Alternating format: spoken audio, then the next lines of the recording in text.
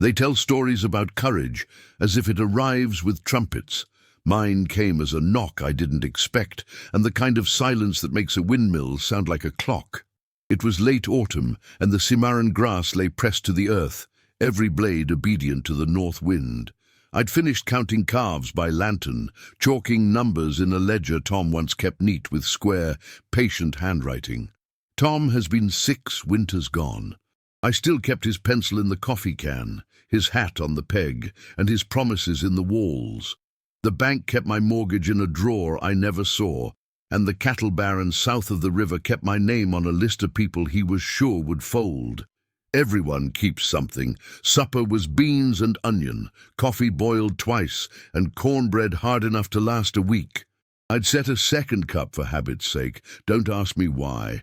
Some people say superstition. I say practice at living with room for more than yourself. The dog raised his nose from the hearthrug and tilted an ear. The knock was not a knock, but a touch. The way you set a hand on a door if you're not sure you belong. I opened to 3 riders on foot, hats in hands, eyes set in faces that had been managing pain long enough to be polite about it.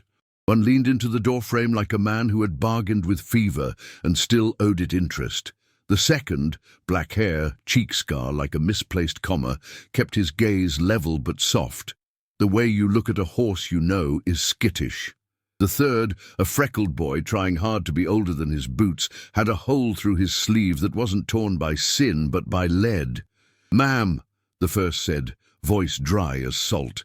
"Name's Chance Maddox. We won't cross your threshold without your say. We ain't here to steal. We're here 'cause there's no other here to go to." The names might have meant something to town gossips. They meant little to me compared to the way a man holds himself when he's hurt. The boy's arm was wrapped with a bandana turned the wrong color. The dog took one sniff, sneezed, and laid his head down again. His judgment, better than a judge's, said these men hadn't come to harm my table. "If you came to rob, you're late," I said. "The bank got here years ago." I stepped back from the door. "Hang your guns on the porch post if you mean to come in. I keep my kitchen for work and mercy, not for iron." They did it without argument. That told me about their manners and their need both. I moved the coffee pot to the back of the stove so it wouldn't scald a hand that forgot where heat lives. Chance crossed the sill last. Not for fear, I think, but for politeness. He was the kind of man who'd rather be last through than first out. "Name's Martha Hart," I said, "because a name is the price of a name. You'll sit if you can. You'll bleed on the rag I set, not on the quilt my mother pieced, and you'll tell me plain if there's a posse behind you." The black-haired one, Jack Morales, I learned, answered. "Posse, yes, though not the kind the law sings about. Decker's men." He said the cattle baron's name like a tooth he'd learned to keep away from. "We didn't take his cattle. We took his payroll after he took 2 men's winter from them. There's a difference, and I know you know it." I did know it. The difference between stealing and collecting what was owed runs right through this country like a dry wash, most days invisible, then sudden as a flood. I nodded once and set a kettle to boil. The boy, Eli, wouldn't meet my eye until I set a cup down where his hand could find it without asking. I cut his sleeve, clucked at the mess, and made a poultice the way Tom had taught me. Tobacco, clean cloth, honey if you have it, and steady hands no matter the groans. "You'll be all right if you do what you're told and sit still," I said, "which means you won't be all right being a boy." Chance half smiled without making a sound. Jack watched me work the way tired men watch a rain cloud, hopeful, but determined not to say it. When I tied the bandage tight, we all breathed like we'd made a pact. I set 3 plates and then a 4th, because a woman who knows how to stretch a meal will always stretch it for one more. They ate with their eyes before their mouths and said the words you want men to say at your table. "Thank you, ma'am." We didn't talk much. We let the stove talk and the wind answer. When men are hunted, they've got more listening in them than some preachers. The dog raised his head again before the sound reached us. Riders, 5, maybe 6, moving the dirt like they owned it. The knock this time was a fist, boom boom, the kind that demands your door as its right. I wiped my hands and took the linen from my shoulders, the way you do when the meal is over and the conversation turns to business. I didn't touch the shotgun. I did, however, take Tom's star from the box where I kept it. He'd worn it 2 years as relief deputy before he quit for cows and a long life that turned out short. The star doesn't have power, only memory, and sometimes that's enough. I opened the door to Deputy Hale, hat jammed low, mustache damp with a man's hurry, Decker's foreman at his shoulder, smelling of perfumed soap and appetite. "Evening, Widow Hart," Hale said. "Men say my name different since Tom died. Some say it kindly, some say it like they're about to set a weight upon it. We're looking for 3 thieves cut south along the ridge. Mind if we check your barn?" "I mind," I said. "You got a warrant?" The foreman snorted. "You got a barn that needs looking." "I've got calves that need sleeping," I said. "You've got dust in your mouth and the wrong day to be in mine. My gate isn't Decker's corral." Deputy Hale tried a different tack. "We can do this neighborly, Mrs. Hart. Those boys bled a good man's payroll." "Those boys bled," I said, voice even, "and I'll handle the bleeding in this house. As for neighborly, try it on your end. Tell Mr. Decker to pay wages on time instead of building fences with other men's wood." He looked past me into the room the way men do when they want to borrow authority they didn't bring. I let my body fill the space. A woman's doorway has been a courtroom longer than any judge's bench. "You got 2 minutes to drink water and cool your horses," I said, "and that's me being generous. After that, you take your dust somewhere else. You come back after midnight without paper, and I'll assume the coyotes finally taught you manners, and you're here to learn mine." Deputy Hale's eyes flicked to the star in my palm. He remembered Tom enough to respect the metal and the woman holding it. The foreman didn't. "You're harboring criminals." "I'm harboring men," I said. "Criminals are what men become when other men decide it's time." He drank the water and left with his hat tugged hard enough to pull hairs. His last sentence sounded brave in a man's head and foolish in the night. "We'll be back at first light with enough iron to search every board." "Bring soap, too," I said. "That way, when you're done with your iron, we can scrub the lies off it." They rode out, and the prairie took them back.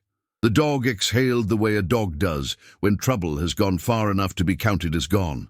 I shut the door and found my knees had a softness I hadn't permitted them earlier. Chance stood without standing tall. "We got no right to ask you for more mercy than you already gave," he said. "We'll ride and draw them off." "You won't make the ridge," I said. "Not with that boy's arm and that night." I set my palms flat on the table and let them feel wood. Wood is honest. You'll sleep in the cellar. You'll not light a match. You'll do what I tell you until the world chooses to behave. Dawn will come and make fools of someone. Today it can be them. Jack reached in his pocket, slow.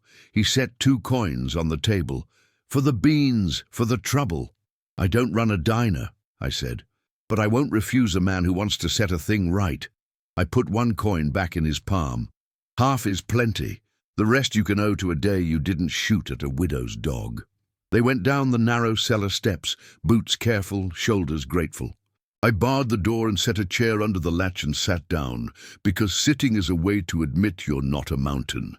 I held Tom's star in my hand, and I thought of all the codes we pretend aren't codes. The ranchers, the outlaws, the bankers, the sheriffs, and the widows. Mine runs simple. A person at my table is a person under my roof. The rest can file a complaint with whatever god they prefer. Sometime after midnight, when the wind put its lips to the gaps and the dog snored soft like a tired child, the prairie gave me another sound. Hoofbeats, not in a hurry, not angry, not afraid. The kind of approach you hear when a church is filling or a river decides to flood slow.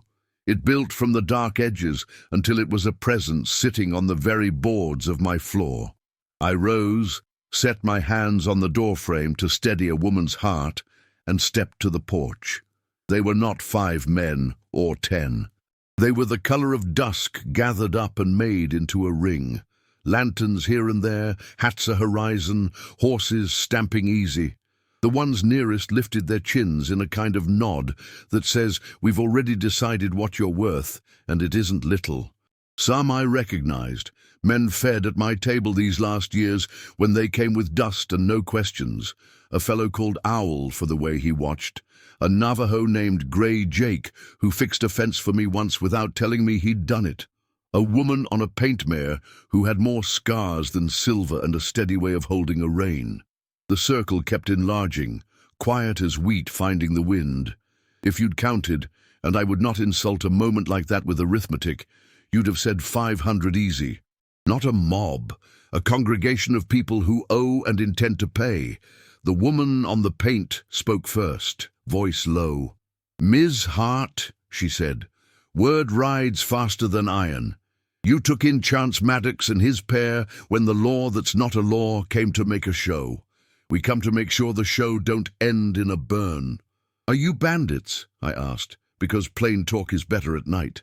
"You tell it one way, they tell it another," she said. "We're people who got told no by the wrong men enough times to learn how to make our own yes. Some of us stole, some of us didn't. Most of us worked cattle for wages that turned to smoke when Decker's men held the books. But all of us eat at tables. Yours is one." "What do you intend?" I asked. "To stand," she said, "not to shoot unless shot at. Dawn will bring men who swagger. We'll be here to make swagger read the room." I looked out at the line of bodies and bone and breath. I'd thought about Tom's voice telling me that a lawman is only as useful as the laws he keeps from hurting the wrong folks. I thought about cornbread and mortgages and my girlhood in a house where the kitchen was always set for one more. A woman is asked her whole life to play small. Sometimes her circumstances forget to ask, and she remembers how big a table can be. "You're welcome to the well," I said. "You're welcome to stand where the ground holds you. You'll keep off my seed hay, and you'll keep your smoke low so my calves don't spook." "Fair," the woman said, like we had just concluded a treaty older than any paper. She lifted 2 fingers, and the circle breathed, a body made of many bodies. Somewhere, a harmonica tried to turn the night into a porch song and thought better of it. Quiet was better. I went back inside, woke the cellar with my feet above their heads, and whispered through the trap. "You're not alone," Chance whispered back, the first smile in his voice that had visited his mouth that day. "We never were. We just forget." I sat by the stove until the sky let go of black and admitted it had always intended to be blue. The dog dreamed, chasing something kinder than rabbits. The second cup on the table steamed a little in the chill. Dawn is a difficult hour. It asks you whether you intend to keep yesterday's promises. The hoofbeats didn't stop. They settled into morning like chairs pulled out at a wake. I stood on my porch, with Tom's star cold in my palm, and waited for the law to make its entrance, and for the story the county would tell for a long time to find its shape. Morning came the way it does in November, thin at first, then brighter without ever getting warm. Frost spidered the pump handle and turned my yard to lace. Beyond the fence line, riders sat their horses like pews. They were not the clean cruelty of a regiment or the chaos of a mob. They were order born of agreement. Some had bandanas up against the cold, leaving only eyes you could read if you were honest about your own lines. A few had old army coats turned inside out. 1 or 2 had blankets over their legs, like grandfathers in porch chairs. The animals steamed gentle. You could smell coffee somewhere out there, road dust, leather, and decision. They did not speak because there was nothing to say yet. The only mouth busy belonged to the dog chasing his tail as if he'd finally caught wind of the joke. I put oats on to boil, because feeding yourself is a kind of leadership that doesn't look like much until you forget to do it. At full sunup, the sheriff arrived. Not Deputy Hale, a better man than the company he'd fallen into, but Sheriff Wexler himself. A hat enough to shade a sin, 4 deputies, and 8 of Decker's hired boys, pretending to be law by proximity. They crested the North Swale and halted like men who have ridden into a painting too large for their pride. Wexler reached to adjust his badge, then thought better of the theatre. He took in the circle, miscounted twice, swallowed once. His horse shifted under him, which told me more than his face did. You can lie with your mouth, a horse will not. "Mrs. Hart," he called, trying to project without cracking his voice. You planning a fare? No fare today, Sheriff, I said, hands on my apron clean because a woman shouldn't be expected to be a mess in her own doorway. Just neighbors taking the morning air. This is unlawful assembly, Decker's foreman announced from the sheriff's elbow, eager to be heard. Men like that love a word they learned last week. You harboring felons and inciting— Hush, I said, and I didn't raise my voice. The ring of riders did not laugh. They didn't need to. The silence was laughter's older, wiser cousin. The foreman reddened and shut his mouth like a man who found a fly had flown in. Sheriff Wexler tried again, this time with the tone he used at lodge meetings, reasonable and greasy. Martha, I have a warrant to search your property. I stepped forward to the porch edge. Let's see it. He held up a paper folded like a napkin at a stranger's table. I didn't take it. Miracles aren't my religion. Documents are. Read it, I said. He read. It named my section, described the barn, cited suspicion, and signed itself with a judge's name I trusted less than my dog's nose. Fine, I said. It gives you the right to search, not to swagger. You'll enter on foot, 2 men only, guns down, no torches, and you'll not unbar my cellar door because that's my pantry, and a woman is allowed a place to keep her jars from the light. He understood my meaning. They all did. Women keep more than jars in cellars, memories, lineages, sometimes men. He swallowed again. And if I refuse your conditions? I opened my hand so he could see I held no gun, only Tom's star. Then you can go fetch a better warrant or a federal marshal who ain't on Decker's Christmas list. Or you can look at the arithmetic you don't want, Sheriff. 500 people who rode here on their own gasoline and principles. Not one of them paid to point a rifle. Every one of them a witness you don't want if someone gets hot and foolish. Waity. The woman on the paint mare moved her horse 1 step, not closer, but present. We ain't here to shoot, she said to the air, which included Wexler. We're here to say dawn belongs to the living, not to men who like making examples. Deputy Hale leaned from his saddle, addressed me low so the sheriff wouldn't hear that courtesy exists.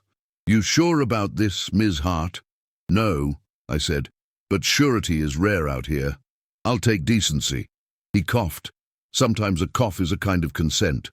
Wexler nodded like a man counting days until his retirement pension, dismounted with effort that let you know he liked oats less than whiskey, and handed his shotgun to a deputy with eyebrows like 2 badgers. He and Hale approached on foot, hats in hand. Whatever else he is, Wexler knows that a woman with a star in her palm deserves hatless men on her porch. I opened the barn and let them see hay that knows my pitchfork story, and a tack room that could pass a white glove. They looked under the wagon, inside the feed bin, behind the flour barrels. They found the same thing in every corner, honest work. They did not find the cellar door. They didn't ask. Someday I will write a cookbook called Recipes for Hiding People in Plain Sight. It will just be blank pages scented with coffee and resolve. Outside, the ring of riders adjusted like an audience when a play moves to its second act. No one fidgeted, no horse tossed its head. I cannot explain to you the comfort of numbers gathered under discipline, but it is the comfort that makes quilting bees sacred and harvests possible. It has nothing to do with weapons and everything to do with agreement. When Wexler came back to the yard, he put his hat on, less jauntily than he'd taken it off. Nothing in your barn I need to write about, he said. I appreciate your cooperation. Glad to donate the spectacle, I said, but we're not done with business. He stiffened. We're done when I say we're done, Mrs. Hart. No, I said, you're done when you do your job and stop when it stops being your job. I stepped to the fence, so Decker's foreman had to look at me at a decent distance, not down at me like a table he meant to lean on. Here are my terms, and they're fair. You leave my property. You take with you any man who's wearing a badge he didn't earn. You send a wire to the circuit judge in Las Animas and the federal marshal in Trinidad that says a widow refused a search of her cellar and the county survived the experience. And you meet me in 2 days in town, at high noon, if theatrics suit you, with the judge present. I will walk in with 3 men, unarmed. They will testify to Decker's way of paying wages with threats and his foreman's way of building fences across open water. They will answer for their own wrongs too, but they'll do it before a judge who knows there's a difference between robbery for greed and robbery in protest. You bring Decker, if he's got the stomach to be looked at by people he's hurt." The foreman snorted. "You bargaining for bandits?" "No," I said. "I'm bargaining for order. Bandits are your word. Mine is men. And while we're defining terms, Sheriff, you may also note this crowd is not an army. It's a promise. They're here not because they love the 3 in my cellar, though some do. They're here because they know if you can break a woman like me, you can break 100 of them one by one later. That calculus isn't hard even for a county politician." Wexler looked at the ring again. He's not a brave man, but he is occasionally a practical one. His eyes did the math he hadn't wanted to do. His mouth did the thing mouths do when they realize they can shape peace as easily as war if they choose the right words. "You have my word," he said carefully. 2 days. Judge present. No. Incursions until then. "Good," I said. "And Sheriff," I made sure my voice reached the foreman's ears, "keep your men off my north pasture. A man who scares my calves will go home with a broken stirrup and a story about a widow you don't want to have to retell." He twitched a smile he didn't mean, mounted, and signaled the retreat. The foreman lingered a heartbeat longer, as bullies must, in case the wind was waiting to hear him say something worth remembering. He found nothing in his pockets except a bruised ego. They rode out slower than they'd ridden in. When they were a hill away, the ring loosened but did not dissolve. The woman on the paint moved closer, enough for a conversation meant for the day more than for the legend. "You set terms better than a general," she said. "I don't like generals," I said. "I like quilts, squares, patterns, work. The day's only useful if it can be pieced to the next." She laughed. Not mean, not young, a laugh like wood smoke on cold air. "You're why we came, you know. Not chance. He's a good man. But good men die and scatter. Good women keep a place. We came for the place." "Places don't stand without people," I said. "Drink water before you go." They drank. Men passed canteens hand to hand, never minding whose mouth had touched it first. It looked like church and a branding pen combined. The 2 moments in this country when people remember they aren't the only ones here. I went inside and lifted the cellar door. Chance and Jack climbed slow, stiff but standing. Eli blinked in the light and tried to make a joke, failed, smiled instead. Chance looked at the circle and shook his head like a man who sees the mercy he didn't dare put an eye on. "Looks like you made friends," he said. "I set a table," I said. "Friends bring their own chairs." Jack held out his hand. "We'll go to town with you in 2 days. We'll say what we did. We'll say what they did. I won't ask you to lie for us." "I wouldn't if you did," I said. "Bring your truths, leave your pride." He lowered his eyes. "My pride got shot off last night." "Good," I said. "Makes for easier walking." 2 days later we rode to town. Me in my black hat with a fresh ribbon, Chance and Jack with clean shirts, Eli with his sling tucked neat, and behind us a presence you could feel rather than count. Not all 500, of course. Folk have their lives, but enough to make Main Street be on its best behavior. The judge was there, thinner than a wish and twice as sharp. The marshal came too, with papers folded more carefully than Wexler's had been. Decker arrived because men like him have to. He smelled like money and mistake. I could tell you the courtroom words, the testimony, the faces, the way truth slices pine cleaner than any carpenter when it's properly sharpened by witnesses. I could tell you the part where the judge fined Chance and Jack for the payroll heist, but bound them over to restitution instead of cells. And I could tell you the part where the marshal laid down 2 affidavits about Decker's wage theft and illegal fences and Wexler's too willing cooperation. I could tell you the part where Decker's foreman tried to laugh and choked on it, but that's all paper and gavel. What mattered happened before noon, when the judge looked over his spectacles at me and said, "Mrs. Hart, this county owes you a debt." "No," I said, "it owes me order, Today is a payment on account. When it was done, we walked out into sun that had found warmth somewhere and brought it along. The ring was gone. The street was just a street again, boards and dust and a boy selling apples with more ambition than apples. The woman on the paint had left a strip of white cloth tied to my saddle horn, a flag not of surrender, but of intention. Chance tipped his hat. You ever need a fence mended or a hand at branding, you send word. I'll come quiet. I don't like quiet men, I said. I like useful ones. Bring your hammer. Jack shook my hand and tried to find words. Failed again, settled for squeezing hard enough to be a promise. Eli looked up at me the way a son looks at a teacher he didn't know he'd needed. Back home, I set 2 cups on the table. Habit and invitation. The windmill ticked. The dog slept. I laid Tom's star back in its box and shut the lid.